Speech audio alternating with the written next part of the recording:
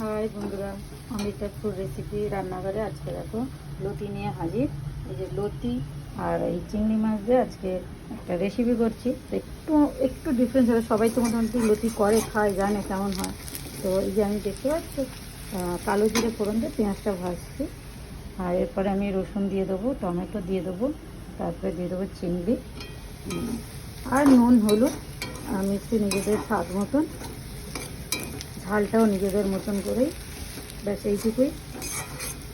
আর আপনারাও প্লিজ এরকম করে দেখবেন কেমন হয়। এই যে আমি রসুন বাটাটা এবারে দিয়ে দিলাম, যেহেতু আমার পেঁয়াজটা হয়ে গেছে তাই আমি দিয়ে দিলাম।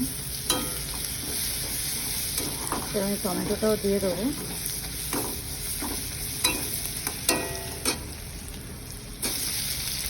একটা টমেটো দিয়েছি, বেশি দেবো না, নাহলে বেশি আবার টক হয়ে যাবে, ভালো লাগে।